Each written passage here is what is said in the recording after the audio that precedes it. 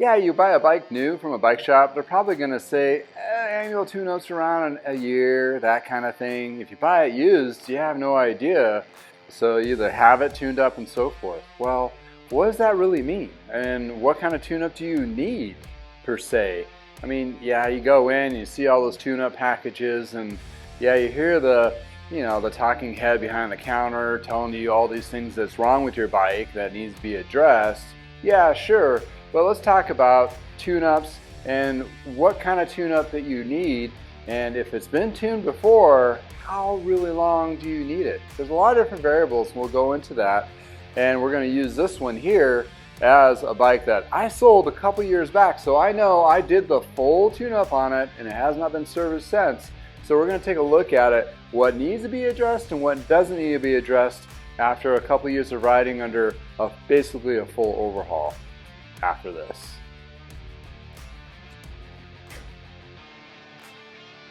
Welcome to I Know a Guy Bicycles, hanging out with the guy. Hi, I'm Justin the Guy. Obviously I have a garage shop. Take scary out of used, one bike at a time. If you want to be kept up to date on latest projects and topics, please like and subscribe.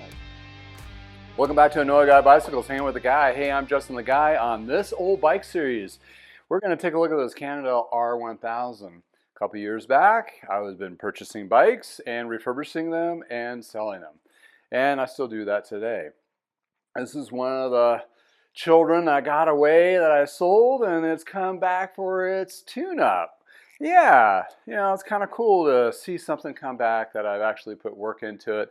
It's one of those things that I've realized over the last couple of years when I refurbish these bikes. It's kind of like a little piece of me going out each time, and when I see one come back, it's like, what kind of stories do you tell? And also being in the industry for all these years, having customers return always is heartwarming, because quite basically it just tells you you've done a good job, good enough for them to come back, which is something that's great. And what I want to focus on this particular one is not just a tune-up. A tune-up that is, I've done an overhaul tune-up, replaced the cables and housing, and did the whole enchilada to this, like all my other videos you've been seeing. And now it's been a couple years later, she hasn't had it tuned up, and I want to see what kind of things that's held up over that time of riding. And granted, she's probably not a real aggressive rider, but she did put some miles on this, and she's pretty, I mean, it's awesome. They got into it. And then what kind of things you're going to be looking at if it's like a real good tune-up, and how long that lasts. Okay, let's dive into that bit. That's kind of informational piece that's kind of like, well, it's a mystery to a lot of people. Okay, obviously it depends how much you ride, and if you're an aggressive rider. In other words, are you really grinding the gears? Are you staying those gears and going over those hills, not shifting very much? That kind of does a little bit of wear and tear on the drivetrain. But that being said, it all depends how much you ride, right? So if you're an avid rider and you ride a lot, and you also use that bike for an indoor trainer, yes, you probably need that bigger tune-up once a year. If you ride pretty consistently, like 2 or 3 times a week, but it's more light trail riding, nothing really too aggressive, not a lot of grinding, that kind of thing, you're shifting, more leisure riding, from a overhaul style tune-up to maybe a year or 2 later, you may not need. Maybe that, it's always good to have that 1-year refresher before the season. Basically, you're double checking your brakes, you're shifting, your air pressure, and inspecting for any kind of wear like brake pads and tires and so forth, which you can do all yourself. And minor adjustments you can do as well all yourself. I highly encourage that, because if you're in tune with your bike and you go on that one ride and something's not quite right, you might be able to do that adjustment and continue your ride without the stress of it not working correctly.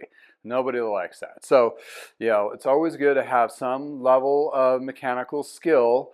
Yeah, I know some of those people out there are like, mechanical skill set is not my forte. But, you air it up the tires, you're going to have to do that, be able to fix a flat. That's always good.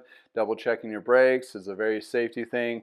And shifting, that can get a little more rabbit hole. But if you do a little bit of adjustment, barrel adjustment learning, you can probably really forego that first year tune-up and just go to the second year, then have like a good once-over. I'm having a special now, so I'm doing like a one up, one down. So basically giving you a little bit nicer tune-up for a little bit lesser price because it's off season. That's a great time to go get your bikes tuned up is off season, and you get not just the value of it, also you sometimes get a little bit more better quality tune. Reason being, they're not under the stress level yet of the season, trying to crank stuff out. In addition to, they have a little more time to work on that. And on top of that, the people that are around the bike shop in the off season are usually the better mechanics. Reason being, they're actually been basically invested by the company to stick around. So in other words, you have a better A teams usually around, and seasonal workers come in the springtime, which is fine. They could be really good mechanics too, but the ones that go year round around basically are more in tune of working on bikes, and they're a lot better off. But anyway, back to this guy here. I mean, it's aluminum frame, carbon fork, Ultegra componentry, really good stuff. This is great. I'm going to do a little bit of frame detailing in the sense of cleaning the frame and put a ceramic coating on this, because this paint job is spectacular in the sun. So I'm not going to do the full like Adams correction polishes and so forth, maybe in a couple spots, but most likely just doing the kind of a ceramic coating on this one to get a protection, and also the wheels, give it a little bit of love there. So what kind of things that I definitely need to dive into more on this, and because I tuned it up before, what things are going to be less of a workload, that kind of thing. So that's where you get, when you get that tune up, when you know you've done a really good job at the first. Some of those things may not need to be readdressed in detail, like maybe hubs don't need to be adjusted, or the crankset is still clean, or the derailleurs are still clean. In this case, they're still a little bit dirty. I just kind of have a knee-jerk reaction. I'm going to do a drivetrain clean on this guy, but I'm probably not going to pull the brakes or the shifters to do so. Probably just mainly just the chain. Also, the chain is stretched on this one, so I will be replacing the chain. And in addition to, when you replace the chain, it's other parts on the bike, the crankset, chain rings, or the cassette itself might be worn. So when I do that test ride, I got to put an extra load on each one of those gears and make sure that chain holds, because if it doesn't, that means those parts need to be replaced. So without further ado, let's stop jibber jabbing and let's dive into this bad boy. So I need to release the brakes. Now it's the lever here that opens up the calipers so the wheel can drop out. This is the quick release here. This was nice because I had Ultegra hubs as well. Kind of cool. And looking at this, feeling the hub, it feels pretty smooth. But there is some dirt deposits, developing over it. I'm going to take the skewer out just to get it cleaned. And you can still see the grease that I put on there for protection. In other areas of the country, these can get rusted in there. In Colorado, it's pretty arid, so we don't really have that much of an issue. But if a high humidity area, you definitely want to grease these guys. And I hope it feels smooth, but I am going to wash it. The tires I did inspect, they look like they're starting to wear a little bit, but they still look like they're in pretty good condition. And go from there. So you want to knock the shifter down to the small cog. That pulls the derailleur out of the way. Do the lever here again on the brake. The quick release, you flip this over, and the rear derailleur just gets out of the way as you drop out that wheel. Feeling the smoothness of the hub still, doesn't feel like it's loose. Also, I'm going to clean this cassette, so I need to take the skewer off anyway, so I'll clean both skewers as I do the cassette as well.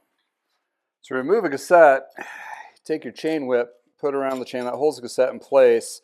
Then you can take your lock ring tool to remove that lock ring. And once that is released, your chain whip's job is over. But you'll still need a lock ring remover tool to put it back on. And then we'll just take the cassette off. It's really not that dirty per se, but I definitely want to clean it up because it does have some contaminants in there. I'm going to have to do a lot of scraping, which is great. That means I can just basically pre-treat it with a little bit of a degreaser and then put in ultrasonic cleaning, and it'll clean it up quickly without a lot of extra elbow work. Okay, I need to take the chain off, and this one does have a power link, so just push that through using my little special pliers here. This is the Park Tool one. It's the MLP 1.2. There is knockoffs on these. You don't have to pay for the expensive one, especially if you're only doing a couple of them. But you got to be mindful. It does have like these tool teeth to them that needle nose will not work as well. So definitely get the right tool to do the right job. Then for the derailleurs, to get these off, you just kind of squeeze them the opposite direction. There's just an alloy cover, and this releases it. I use little zip ties here to tuck that cable out of the way, and I just need to get back in there to cut it off. There we go. And so you don't have this little dingle dinger getting in the way. And then same thing here, crimp that. And what's going to be cool is I'm going to replace those cable ends with some colored ones to make it a little more professionalism on that. And then release the cable here. Release that down. See if this needs to be replaced. You can see if there's any contaminants on that cable. It feels still pretty smooth, so we might be pretty good on that guy. If all the cables in the housing, this is the one that gets contaminated the most due to the fact is it's all in the spray area, and the water and contaminants can draw up inside that housing depending if they did a lot of riding, they got caught up in the rain or dirt. And you can kind of see a little bit. They got a couple splashes here and there, but overall it's in pretty good condition. Just take this derailleur off. I'm going to put this in the ultrasonic cleaner as well and clean up those jockey pulleys. Get that pretty clean, really, not too bad. So this should clean up really quickly.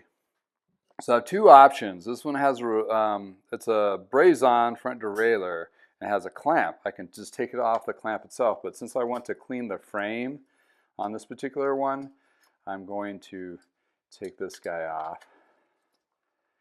back here. And I'm going to be taking the bottle cages off as well to do the ceramic coating, like so. And looking at the derailleur here, just some surface dirt, nothing really too serious, but doing an ultrasonic cleaner will definitely get all that out. And while I'm here, I'm going to take the pedals off. It makes it easier to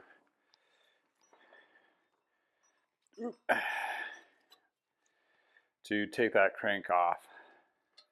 These do have self-extracting bolts, and they shouldn't be too bad because I put a layer of grease on the spline portion, so it should come off pretty easily. It's just some of these get put on dry, and the problem is they kind of cold weld the aluminum onto the stainless steel or steel spindle of the bottom bracket, and there lies the issue of over tighten, and then you have this huge crunchy problem. All right, so clean that bad boy up too. So I'm not going to totally disassemble the brake itself, but I'm going to take it off the frame so I can get access. But prior to that, I do kind of like to, or I do surface scuff up the brake pads. This will gives you a little bit better contact surface, just a little bit, just to get rid of the glaze and any kind of contaminants that are on there. Then once this is off, I'll definitely give it a good wipe down and relube the pivot points once I'm done with that. Take the bolt off the back and put it back on so we don't lose track of it, like so.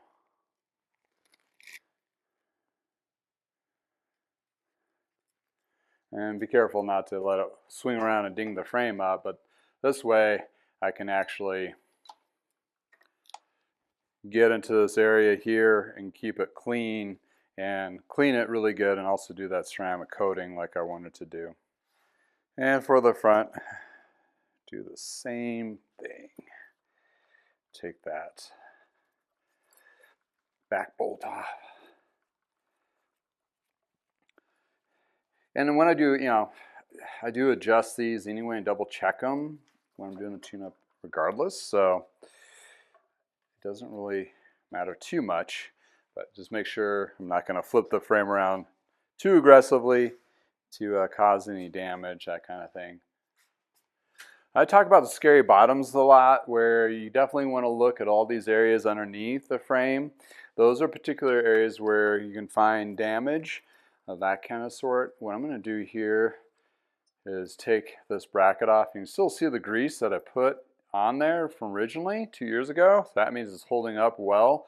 That protects the threads and so forth from any contaminants underneath. I want to take that down so I can actually clean this area and get a good ceramic coating underneath. That's where all those contaminants. I'm more worried about protection versus prettiness, but I still like it to be super shine, high gloss as well. So I've gotten this product from Lithium called Grime Wave. It's actually a cleaning degreaser. I've found putting this lightly sprayed on the componentry works really well. Kind of just gives it a little bit of a breaking pre-treatment, which I've been doing with a lot of componentry with a very aggressive cleaner, which is your carb cleaner or brake cleaner. But Grime Wave is actually less aggressive on plastic parts, which you have plastic parts on your derailleurs. So I wanted to use this for a light pre-coating. You just let it sit for 10 minutes, 5-10 minutes, and you rinse it off with water at home. But for me, I'm going to be using the ultrasonic cleaner once I get these all pre-treated. The crankset sometimes I have to do twice, a second 5-minute cycle to scrape off the built-up cake portion there. Usually it's not too bad though. And I do hit the pedals and relube those too, because those get contaminants and you want to have a best contact solution there. So time to put her in the tank, get it turned on to bring up some heat. And my guessing on this, on the dirtiness factor of it, with the pre-treated Grime Wave, this will probably only need 1 5-minute cycle, which is pretty impressive, right? And while that 5 minutes of cycling, I'm going to scrub those wheels down. So multitasking when cleaning is essentially huge when you're trying to get through tune-ups as efficiently as possible. This was a game changer for saving time.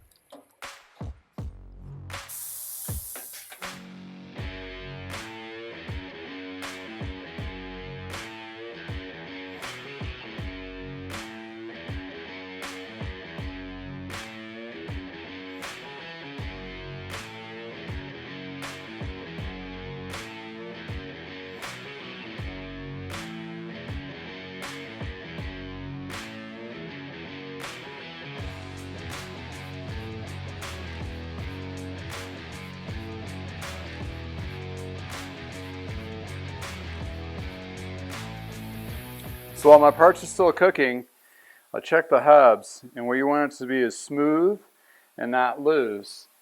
In this particular case, it's a 13 cone with a 15 lock ring on there. Or sometimes they're both 13s. So 13 and 15 millimeter cones is probably the most common. So I'm double checking, make sure it's tight on both sides. And you'll need these to, if you're going to overhaul the hub, like take the hub completely apart, which I have a few videos on that. And for the front, 13s and 15s is usually what you'll see. On the rear, it's 15 and 17 or 15 and 15 on these older Ultegra hubs. I think it's 15 and 15. Nope, 17 maybe. Dude, 17's too big, so I just need to find that slotted area. There you go. Yeah, it's still tight. So in this case, the hubs are still good from the original tune. Feels still smooth. It's not always the case, but in this particular one, it is. So I'm going to throw this on the truing sand, clean it, inspect it, true the wheel, and then put a little bit of ceramic coating on the rim and spokes and hub to add a little extra protection. Get the hub in here. There we go. All right. So what we're going to do, all right, since we got it in there, we're going to take some lithium surface cleaner. What this is going to do is just kind of get all the remainder grime that I may have missed of the tank wash. Also, when I'm doing this, I got some sun from the window here, and I can actually inspect these spoke nipple areas for any kind of cracks or questionable areas. And then I just start flossing. And as I'm flossing, I'm feeling for any kind of abrasions or anything that might be sticking out as I'm doing that. I was also visually checking that rim, making sure there's nothing that's been compromised. And from there, I do wipe down the spokes. And when I wipe down the spokes, I'm also feeling for any kind of, if they hit something or a spoke's bent, that kind of deal. And then I kind of floss the hub like so. And yeah, this is where I found on certain wheels, like the spokes are different, it tells a little story. This one has a little bit of hook to it, like a little catch, like maybe it got caught on something from before. Also, this cleans that surface of this. These are usually stainless steel, the spokes and the alloy. There's usually brass or alloy nipples. That's usually the materials that's used on these, that kind of thing. So, surface of this is clean. Once it's clean, then I proceed to check the true, and I'm manipulating the spokes to move that rim to be straight. Because you want to have a straight rim because your braking surface really heavily relies on a true rim, that kind of thing. So you want to have that as best as possible. I'm not expecting this to be too much out of true. Rear wheels usually take more of the hit, so therefore this will have probably a little more adjustment needed than the front. And yes, when I true, I tighten and loosen spokes. It's a technique I've been using for years. Some people just know how to tighten, they don't know how to loosen. That's a problem because you overtension these spokes and you'll start getting cracked rims or broken spoke nipples.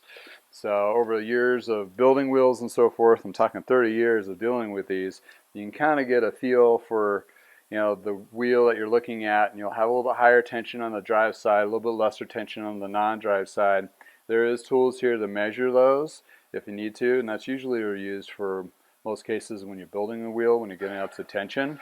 But in this case, here we're at. All right, this wheel is actually did not need very much of truing because it was a little bit out of true, so it's definitely going to give a better performance factor on that part of it.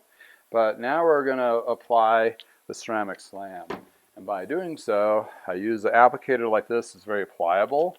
I do like 2-3 squirts, let it soak into the pad itself. Then I hit the rim on both sides, kind of smooth it out. And you can kind of see right off the bat a little shine on there.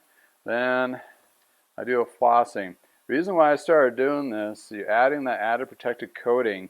So when you hit water or grime and all that, it will hopefully shed off most of it during your ride. And if you have to put the bike away wet while transporting or whatever, and that contaminants are drying onto that surface area, it wouldn't take much more than just a light water pressure hose to rinse most of that stuff off. So the idea is try to give it a little more protected surface. In addition to, it has UV protection. It'll save your decaling and the rim colors a little bit. And just, a little extra something something. Don't use a lot. Don't really need to use a lot. I like the pliable of these so I can kind of floss it in the hub itself. That way I can get the internal hub as well, like so. And you can stack it if you want, do a couple layers, let it sit for 5-10 minutes and reapply and do it maybe another time to add an extra level. For this one, on these cases, I only usually just do one level, but I go over it twice to make sure I don't miss any parts, especially on the rim where I'm trying to protect the most in that case while applying. Yeah, it's kind of been a game changer for me to start adding ceramic surface, coatings to a lot of the parts. That just adds a huge level of protection and it'll be interesting to see how long these will lengthen the life. Also, take note, like if you had black spokes from DT Swiss, they sometimes with degreasing and cleaners will make it look dull. It takes like that surface, basically what is a surface lube, right off of the actual spoke itself and get kind of like a copper tone looking. Well, if you put some ceramic coating on top of that, the other one's just putting a little bit of lighter grease. Well, I don't know if I really like that concept, but if you use the ceramic coating, it brings that blackness right back into the spoke itself, and then you got that protected, extra protection on top of it. So while I let it dry, I was prepping my other parts to be cleaned, and I take a fiber cloth here, and then I wipe off basically the polished portion of it. And what you'll see when I start wiping out, there'll be a dullness to it, and then all of a sudden that dullness will break free when you use the fiber cloth, and you'll get that super slick feel, which is super nice. Yeah, it just makes it pop in the sun quite a bit, and it's just, I would say you probably add some level aerodynamics. Not that I really need to add aerodynamics myself, but it's one of those things that you take your car and you get it car washed or detailed really good, and yeah, it just seems to drive much better. That's definitely the case on this guy here. So when it's polished out, oh man, that's making that hub just pop. Super shiny. Nice. All right. So we did the rim, right? So you'd think that ceramic coating is probably bled into the brake surface a little bit. Here's a trick on that. You take rubbing alcohol on a paper towel or rag, but something that you can get just the actual rim itself. Let's see if I can do this. There you go. And what I'm doing is just cleaning that rim surface from extra debris in addition to that ceramic coating, so you're not breaking up against that ceramic coating. You can do the other side. That way your braking surface is at the highest efficiency, and you don't have that ceramic coating on there to prevent any kind of surface smoothness. So you want to have best braking as possible, and you can see the contaminants that just came off of that. Rubbing alcohol is used on a lot of the disc brake systems too for cleaning pads and rotors and so forth, so it's definitely safe for that. Well, done with the rear, onto the front. Alright, we're done cooking. So we're going to pull all these out and give it a good rinse and see how they turned out.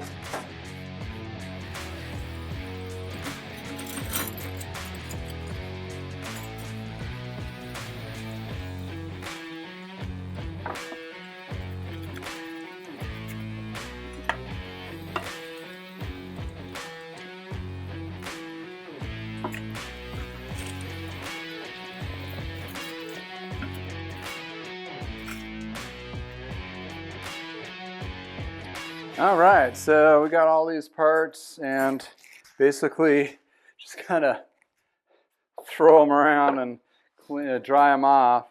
Got the water on there. You definitely want to use water rinse after you use the ultrasonic cleaner. What I have in the tank is 1 part simple green, 6 to 7 parts water, and that usually does the trick. So you can look at the cassette.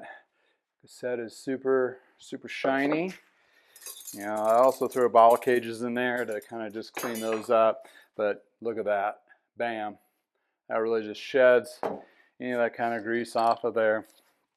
Not knowing what they actually use as a lube, but it's almost similar to if they had waxed their drivetrain.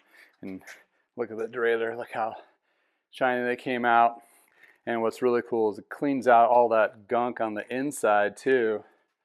There, and you can go even supersize and take those jockey pulleys off. I didn't feel like I needed to on this one, and the front derailleur is pretty clean. And you got pedals, and then skewers. So I let all this dry, and it's all kind of a timing thing, right? So I get this all washed, get it clean and dry. I just finished up the wheels, and while this is drying, I'm detailing or cleaning the frame and getting that ceramic coating on there. So once everything is kind of folds itself, the parts are ready to be installed, the frame is ready to be, and the wheels too. So it's all a timing thing. It's just one of those rhythms that you do over the years. Remember back in the day we had like a checklist of what you do during the tune-up. That's just all embedded in muscle memory now. But yeah, that actually turned out really good. Super happy with that. So let's get on to cleaning the frame and doing the ceramic slam ceramic coating on that. All right, my first wave of cleaning is usually with a diluted purple power, about 1/3 to 2/3 water. I used to go half and half. I'm going a little bit lighter because this is very aggressive cleaner. I still at this point have a hard time directly spraying into the frame. Also, I don't want these chemicals to mess with my brakes or seep into areas that I don't want to have that chemical go into. So it's all a surface type cleaning, and what I'm doing is just trying to remove all of the built up gunk that is acquired over the last 2 years of riding to prep the frame and get it ready for a ceramic coating. A lot of shops, they'll clean the frame, of course, but they won't, they'll add kind of a light polish on there. And yeah, it has some protective qualities to it in addition to. But, for me, doing a little higher grade detailing on frames, this has become kind of a passion piece. So, all right, I'm going to keep cleaning these. Also, clean this, and you can probably see that mist. I'm going to clean off the brake itself. A lot of these times I'll throw an ultrasonic cleaner to clean all those bits, but these weren't that dirty. So I just basically give a gentle wipe over, and that usually does the trick. And small thing is when I do ceramic coating, I kind of hit the brake calipers too, just the surfaces of them, just to kind of give it that extra shine and protection. And if you have black calipers that may fade in the sun, that'll actually give you a little bit of extra UV protection, that kind of thing. So, in any case.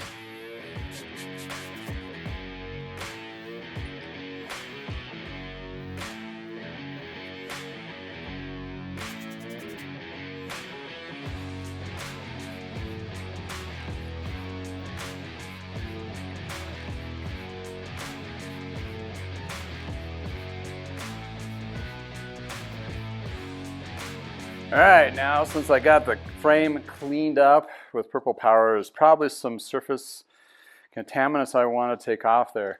And this is when we use the surface. You always want to prep your paint surface area, even though if you polished it or whatever the case may be, with like all surface hyperclear or some kind of a pre-cleaning agent before you put on a ceramic coating. So I'm basically taking the industrial type paper towels and just kind of going through the whole frame once again. And when I'm doing this, I'm not just cleaning, I'm also inspecting and double checking the frame. So when I'm just even doing a ceramic coating or a cleaning of the frame, I'm going over the frame 3 or 4, maybe 5 or 6 times. And as I'm doing that, I'm inherently inspecting, making sure there's nothing that may be damaged or compromised on the frame itself. And you're talking about like, welding contact areas, that kind of thing. And I feel something catch over there, like an extra little bit of dirt. And also that feeling of catching is also carbon frames. If it's frayed, you'll definitely come across those. And this is actually getting some extra dirt clean. And I use obviously a clean paper towel versus the semi-used applying towel for the purple power. So this is actually going to show me what kind of gunk I have on there.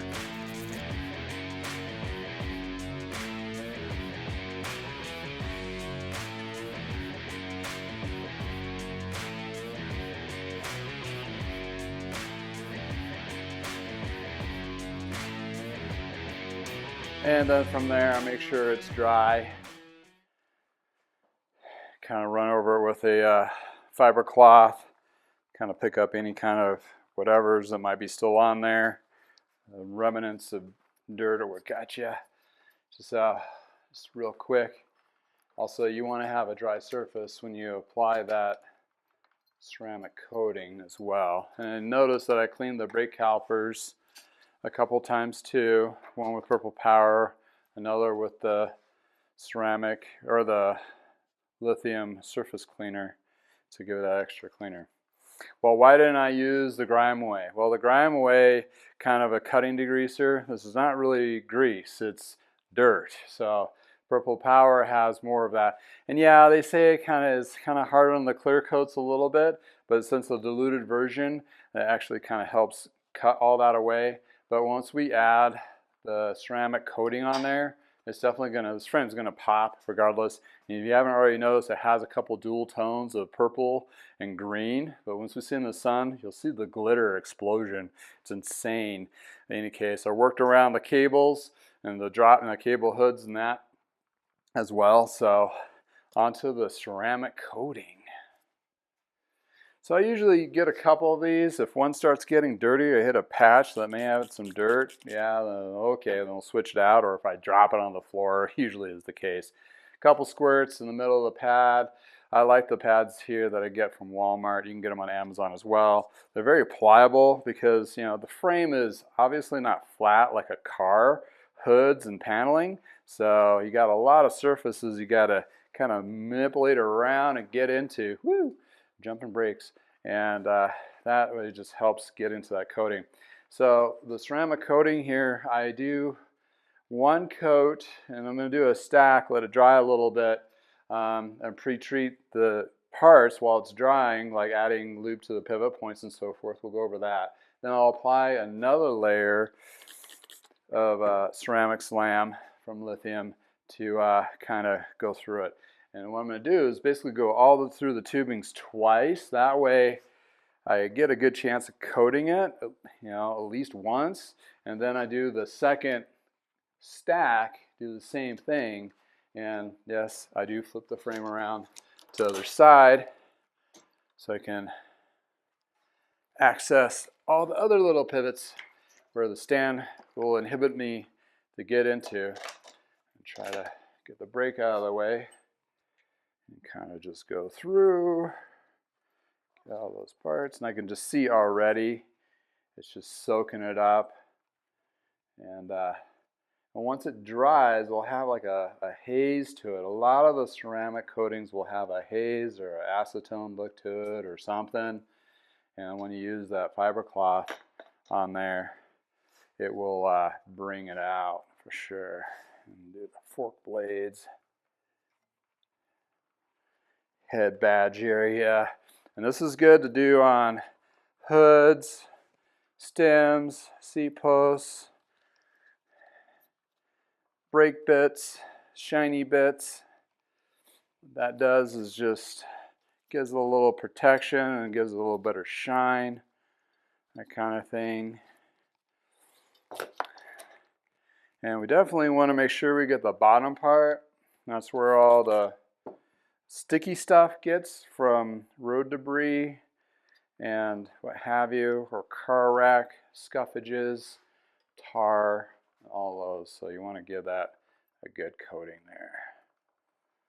All right, so pretty sure I've gone through all of these a couple times, a couple different angles. So we'll let that do a little drying. And you can see my pad is not really dirty, so I've actually did a good job of pre-cleaning. Sometimes we'll get some dirt on there when I do the random bits, and then someone else switch over to another pad, that kind of thing. Let's pre-lube those parts. So bottle cages don't need to do anything with. All right. I like to use Tri-Flow Superior Lube.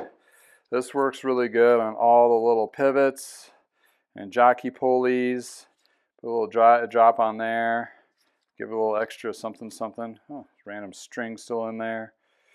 And I coat the spring inside. Sometimes those springs are just a steel spring and they'll rust. And I do the bolts to help aid of adding it back on and getting those jockey pulleys to become super free. Front derailleur, pivots mainly, that kind of thing. and make sure all the bolts or threads have a little bit of grease on them, and massage it in. Pedals, I hit the springs and the pivots. That's where you'll see the most of the rust on these guys. This guy already has some on there. It doesn't affect the performance factor having the rust on there. It's just one of those things that just do get rusty over time. Don't need to do anything with the crank and the cassette. I will do the skewers on the pivots on that, so it's easier to pivot. Now, since I got my wheel already, I can throw the cassette on this guy. And these have a key, so it'll be like one skinny section, then the rest. Then you just match up the skinnies from big to small out. This one has 2 stacks together. And this will need a spacer, bigger one, spacer. This is a 9-speed Ultegra 6500 cassette. I can just tell by the look of it. And I believe it's the 1228 spacer.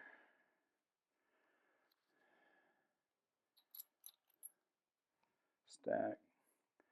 Final outside 9-speed chainring fits right there. This, you know, obviously will match up really nicely with Ultegra hub, because, you know, they're buddies. They like to hang out. They're from the same. Oh, see what happened there? Ah, fell apart. So you got to be careful. These outside chain cogs will slide out from its little space depending on the hub. It's supposed to sit in there, and it's important because these are keyed, or the teeth are designed with ramping, and come on. And they ramp up and down. They have angles to them to help aid that chain to go up and down. Put some more grease back on there since I washed it all off. Skewer goes on the non-drive side. The nut goes on this side here. And for the front, I repeat. So the front, you can't obviously tell which one's the non-drive side, but you can by logoing the logos. And then logos will determine which direction. So if I'm on the bike and I can read the logo, like Ultegra, that's the direction I want it to be, matching the rear hub. And obviously this is going to be on the left side and this is on the right side here. And if the tire is put on correctly, it's put on that way. Sometimes I find that the tire is flipped, so I'll have to take the tire off and redo it. So that's prep the wheels for installation. They're ready to go. Got your front and rear derailleur.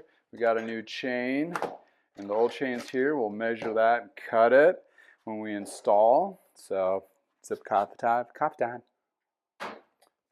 Back to the second coating. You just put the stack on there, and same kind of concept. I'm going to go over all these bits twice on each side to ensure I got a good coating and missing spots. All right, we let that dry. We got 2 stacked coatings on there. We're going to let that dry, and after that we'll do a little polishing. So got the wheels ready, going to air up the tires, make sure those are good, and we'll just cut the chain while we're waiting for that to dry. Well, since I know this chain is the correct length, I don't have a problem with just matching it up and trimming it. But if you don't know, then you want to make sure you do the proper adjustments for it. But basically, you want the chain to be taut on small and small, but not overextended on big and big. Because if it's overextended, it may rip your rear derailleur right off. So we don't want that. If it's too loose, it'll hang and get caught up and suck right up into the crankset. So we match it link to link, and if it's stretched, the new chain will be obviously shorter by a half a link or so. that kind of thing. So, and when we say cut, we're usually using a chain tool to push the pin through, like so.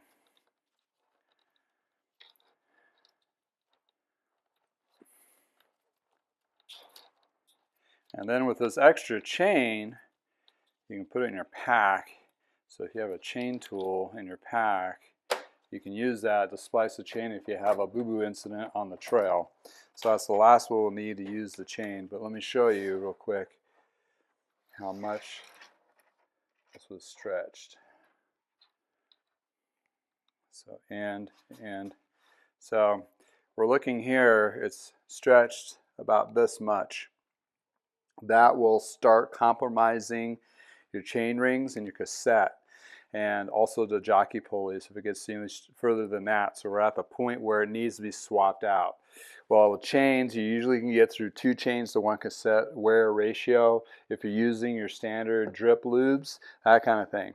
If you're going to do the wax treatment, which is a revamped new version of waxing, that will actually lengthen the life of your chain from stretching, and also saving your cassette and chain rings over a long period of time.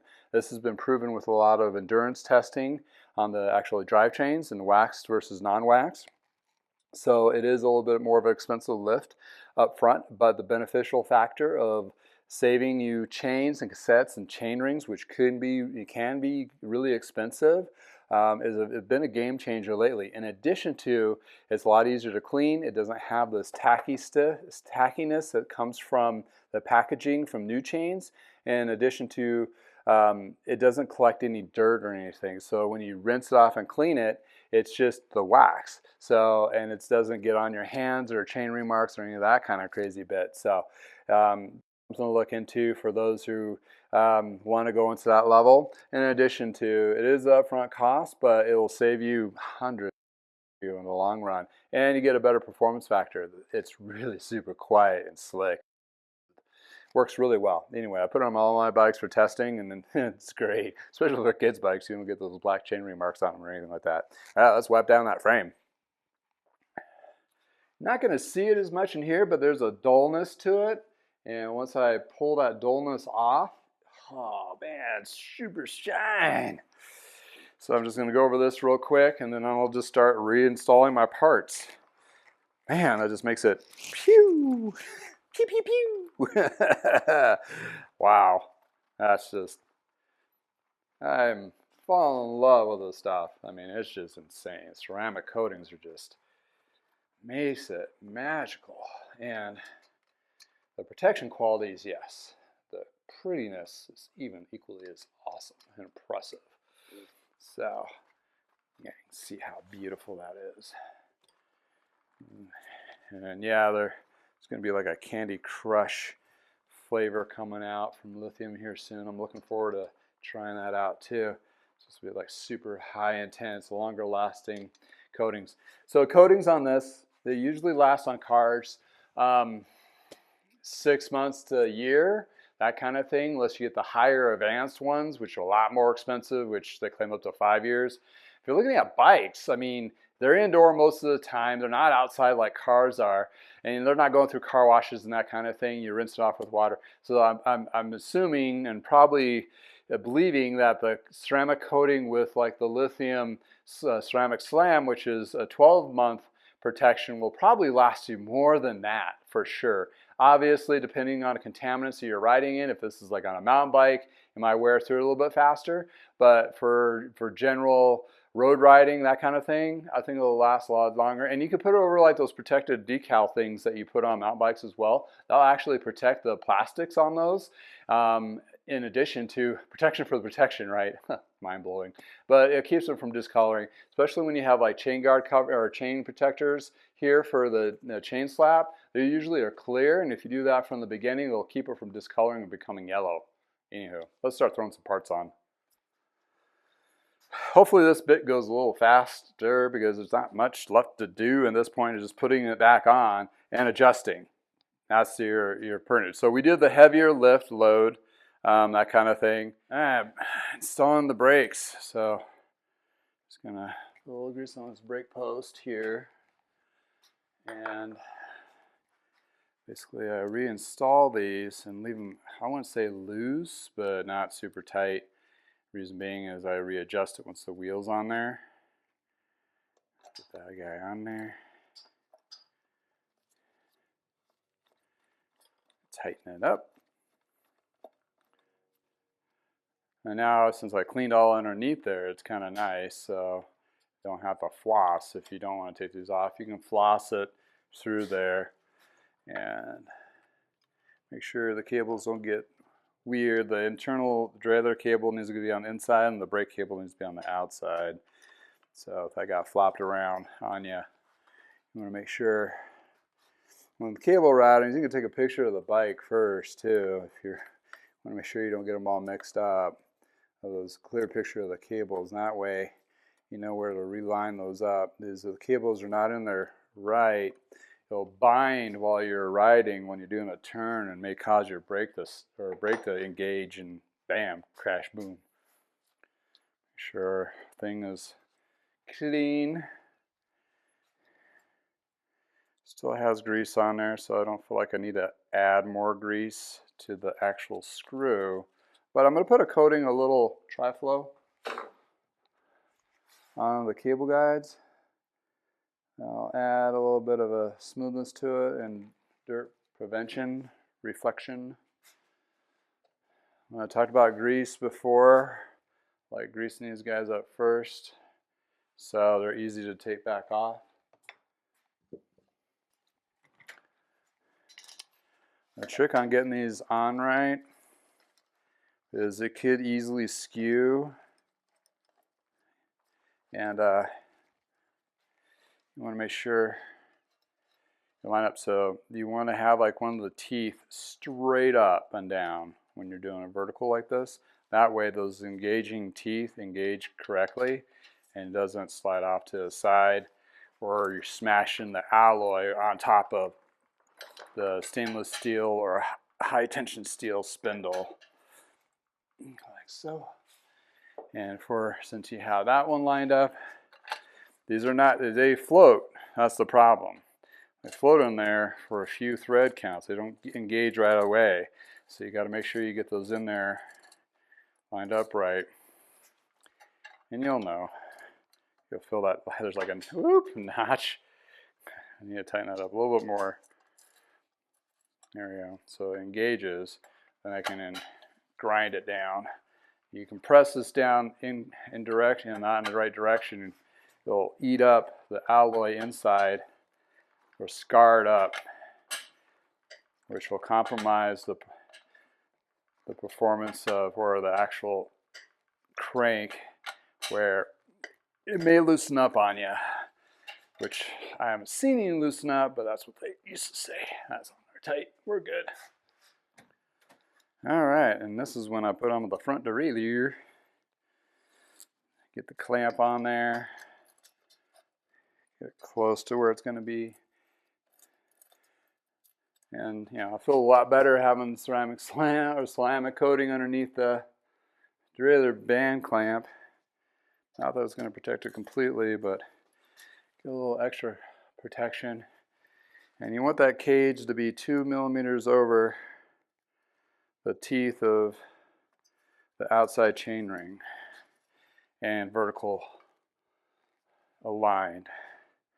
So that looks pretty close. I may have to readjust that, and sometimes it does shift when you tighten it down. So when you do your adjustment, you may have to release that band clamp, give it a better alignment for it to do its magic of derailing up and down,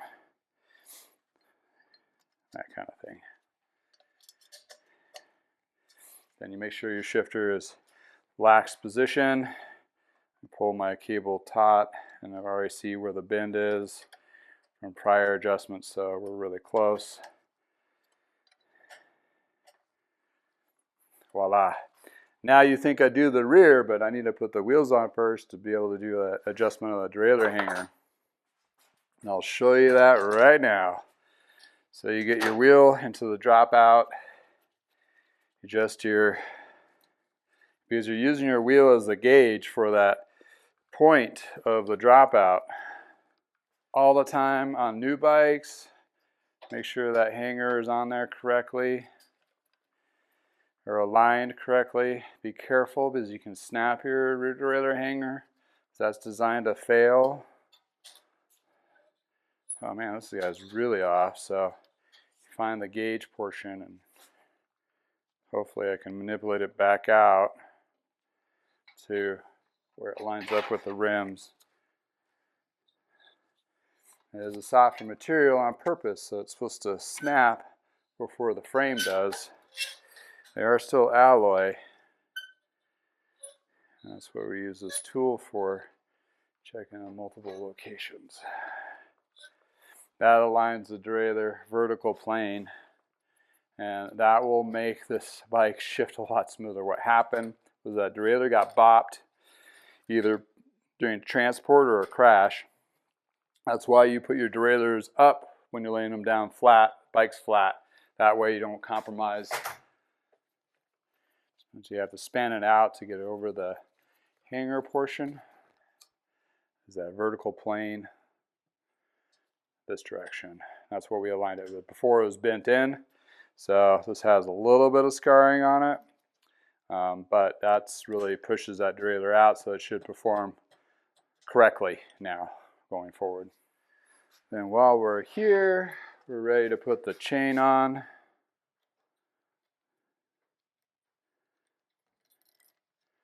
Slides through like so. Catches small on small. Once we have it cut correctly, we can put in that chain link. Oh, we forgot to go over the cassette. Oops-a-daisy.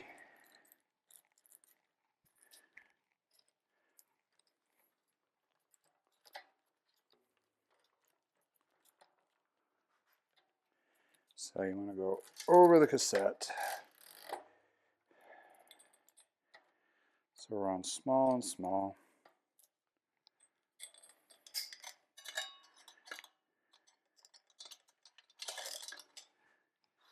One plate out, one plate in.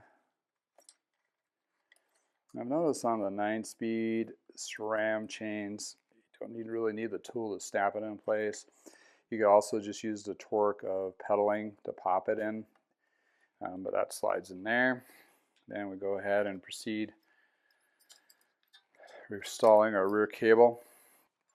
So I pull this back. I like to put a little bit of lube on these. They usually have a pre-lubed housing, or at least I use them. It gives you a little extra water prevention, protection. And aids the shifting to be a lot smoother. And at this point, we tighten the cable in position. Good to go there. Now we add the pedals. Put a little grease on these. One's right, one left. Easiest way to remember to tighten is to go backwards. Like so.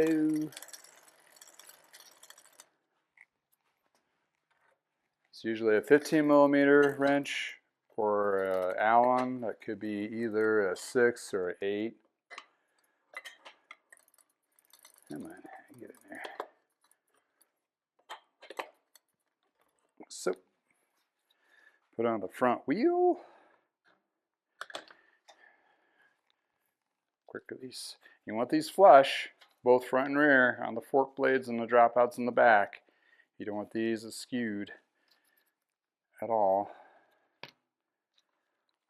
And then we go into adjusting. And adjusting, put the brake pad down, and since this is not all the way tight, what you could do is, since this is fluid in there, is tighten that down all the way with your hand, hit the brake, give it a good torque to hold it in position, and sometimes that hits it dead on. Then you'll need to adjust. These are lined up correctly still from the original tune, so I don't have to do that, so that's the savior. So I don't have to adjust these up and down, and the cable tension is still proper, or I can adjust it here, and also I can adjust the pitch from this little screw over here. So, but this is a little bit of saving time that I put time into other parts of the bike, and maybe readjust that headset. So I work front to back when I'm doing the finished product on this guy. It's a little loose, so loosen that up, tighten the lock down, nut, tighten that back, and then you do a back off. Just like a hub, but you have a fixed side. And that no longer rattles. It's smooth, so this is all good. Now let's do the rear brake. Pull the lever down there, hit the brake a couple times. This does slide back and forth, so I like kind of in the middle, then I hit the brake really tight. Lock it in place, and hopefully it hits the rim dead on. If not, we can adjust it. And again, with the brake pads on or dead on, we're good, and the cable tension feels good and can be adjusted later. Keeps on shifting on me. There you go. Or we can use an Allen on a bolt on this side here to move it back and forth. A little too small, bigger one. That distributes the pressure between both sides, so you can do that adjustment as well.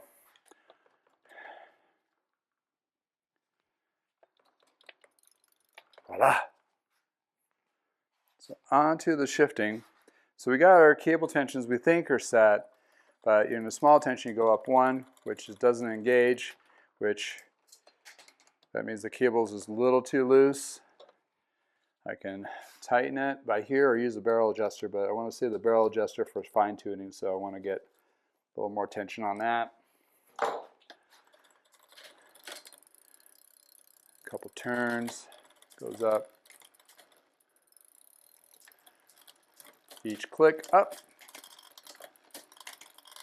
and each click down, and you can see how that derailleur is now lined up better, so it's going to be a better performance. Okay, do the front derailleur. I put in the big ring there, trying to unravel myself. It's in the small cog. Go up to the middle one, do your trim back, and then you go down to your small cog, you trim up, and if it's rubbing, that means the cable's not tight enough. So you want to get that trim to fit in within that spectrum of the back derailleur. Now it's rubbing a little bit, so we want to release the limit so it drops the cage down a little bit so it doesn't rub on the small one. I'm going to go down to the small cog, check our big, goes up, it doesn't push it over too far, and do the extreme. There we go. I think we're good.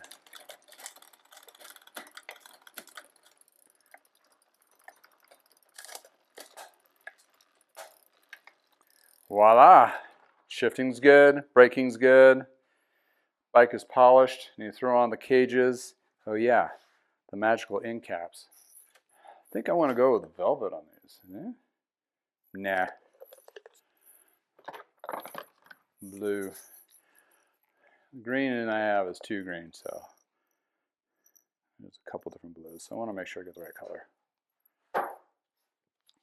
So this is where this fancy park tool comes in. There's a little crimper in there, like so. You fit that in. That smashes that aluminum crimper evenly, makes it pretty. I'll do the brakes too, so it all matches. All about the details of professionalism. This keeps the cables from fraying,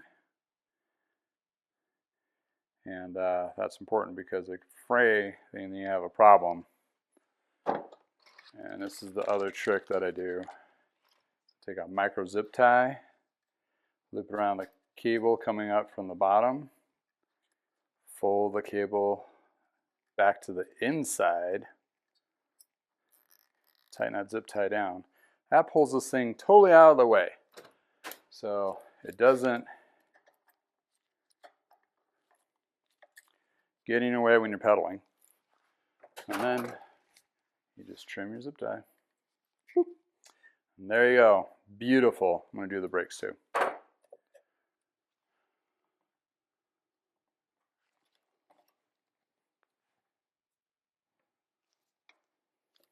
So voila, there we have it.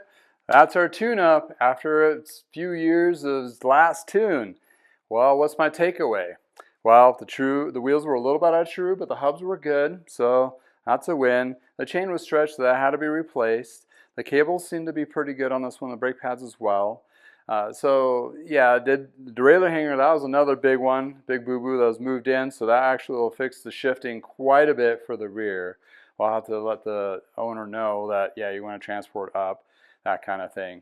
But yeah, adding the ceramic slam to the actual frame and the rims and the wheels is definitely going to be a beneficial factor of preventing, UV protection, grime coming off a little bit easier, that kind of thing. So that's in addition to make it look very, very beautiful. Headset was a little bit loose. So with all those little things, yeah, did it warrant for a tune-up? Yeah, I would say it needed a tune-up, but it didn't need an overhaul tune-up. Like on the spectrum of tune-ups, probably the lower end tune-up with a chain installation would have been sufficient. That's where some of those bike shops will do like your $100 tune-up, and they're like, okay, another 15, 20 bucks to install the chain, and the chain itself is like 15 to 20 bucks, depending what level you get, that kind of thing. Other than that, they wouldn't do the detailing of the frame or the ceramic coating. They just don't do that yet anyway that I know of.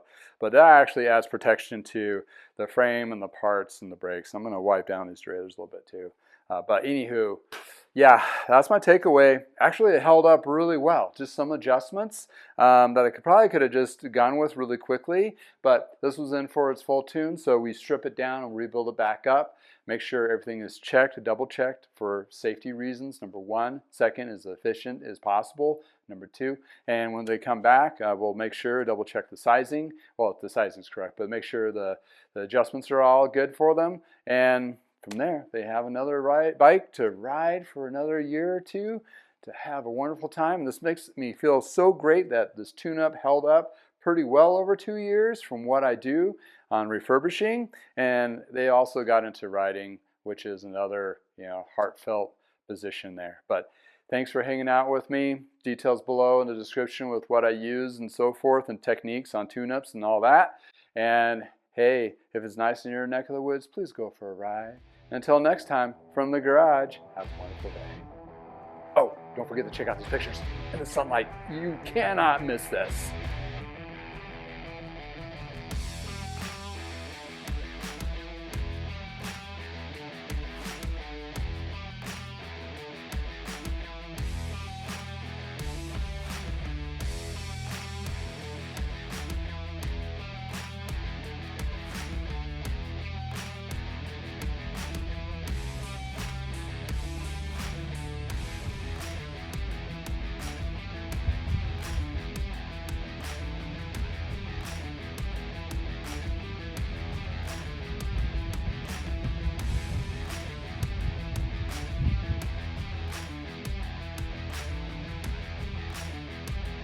Spider!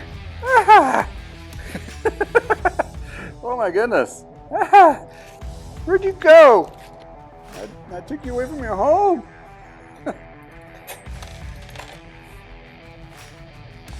Oh, dear, honey.